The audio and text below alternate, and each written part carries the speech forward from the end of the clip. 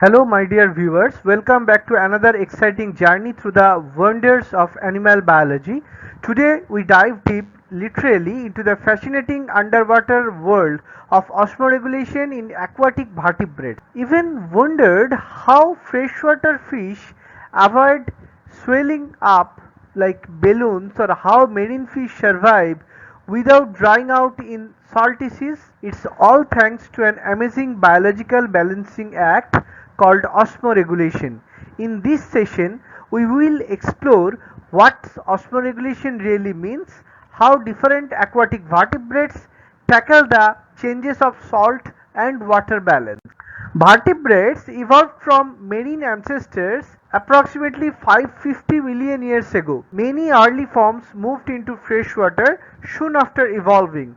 Transition to freshwater led to lower salt initial levels in body fluids. Hagfishes are an exception. They stayed marine and retained high salt levels like ancestral invertebrates. Freshwater vertebrates were hypertonic to their environment, and they enters in water and salt exits. They faced osmotic water gain and salt loss via osmosis and diffusion. They have gills.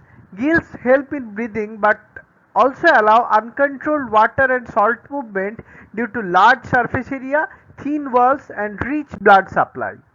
One group of freshwater fish gave rise to amphibians.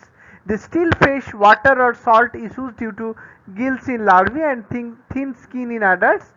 Advanced vertebrates, some reptiles, birds and mammals later returned also to water.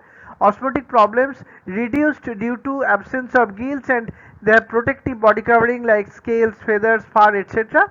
In case of marine vertebrates, they face water loss and salt gain, which was opposite to the freshwater forms, and they also take in extra salt from salty food.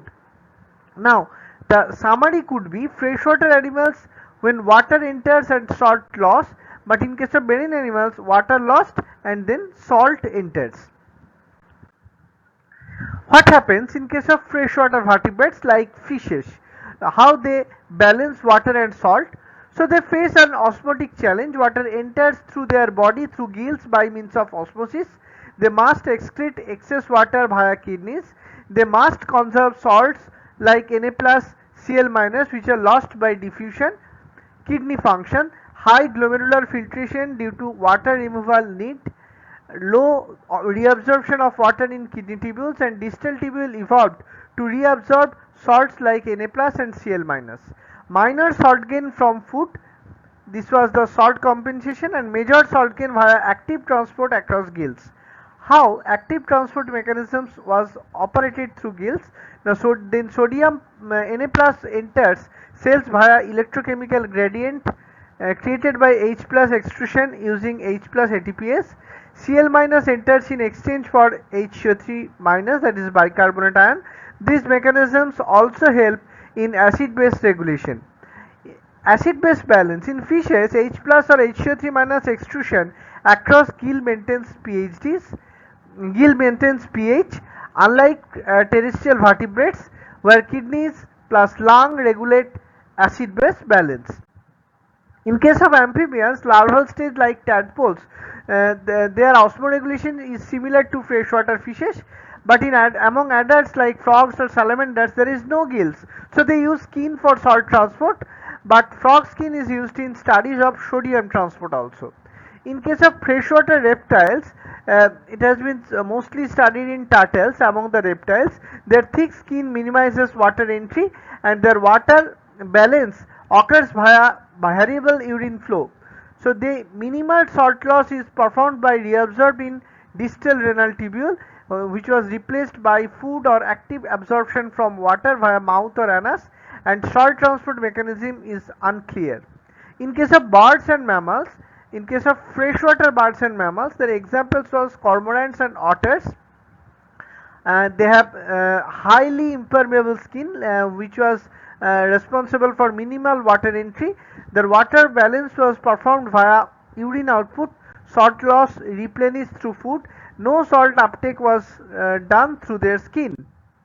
Now we'll study seawater vertebrates, the process of osmoregulation. In case of marine teleost or bony fishes, freshwater ancestry, the body fluids have lower salt than seawater, so they face water loss by means of osmosis, salt gain performed by diffusion, so they adapt, drink seawater and absorb water via intestine by salt transport. In case of very low urine output, low or no glomerular filtration, some species lack glomeruli.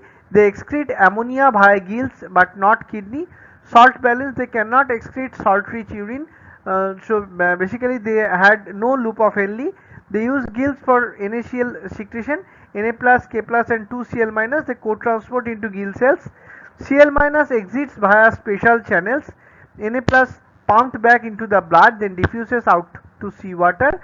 The freshwater salt uptake and marine salt excretion pathways are different. The marine elasmobranchs like sharks, rays, etc., they retain high urea in blood to stay hypertonic to seawater. Trimethylamine oxide or TMAO protects protein from urea damage. Salt balance, they still gain Na plus and Cl minus from seawater diffusion. Their kidney can't secrete excess salt. They use rectal glands. They secrete concentrated NaCl solution. Waters like teleost, gill mechanism. Gill may also help in osmoregulation, less studied. Removing rectal gland raises blood salt slightly, but fish survive. The gills play backup role. In case of amphibians, which was rare in seawater, the exception crab-eating frog.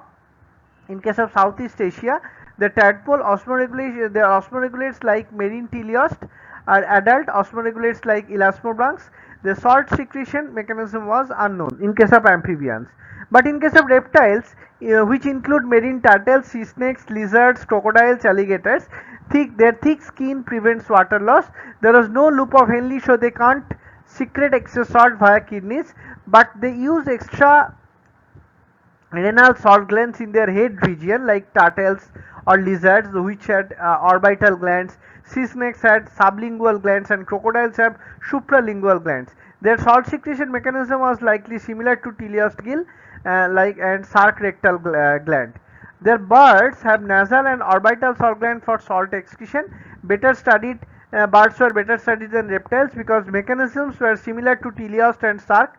Their kidneys with loop of Henle and they can make slightly salty urine. In case of mammals which had impermeable skin reduces water loss, their salt intake from seawater or from invertebrates handled by kidneys. Loop of Henle, their urine was 2 to 3 times saltier than blood. They had no extrarenal salt glands. They required no extrarenal salt glands. So, aquatic vertebrates, wherein freshwater or seawater, have evolved fascinating mechanisms involving their gills, kidneys, intestine, and even salt glands to maintain water and salt balance. And despite the diversity, the core transport systems are remarkably conserved across evolution. Thank you very much for watching this class. If you found this video helpful, and don't forget to like, share and subscribe to the channel for more student friendly biology content. Until next time, still stay curious and keep learning. See you in the next class. Bye.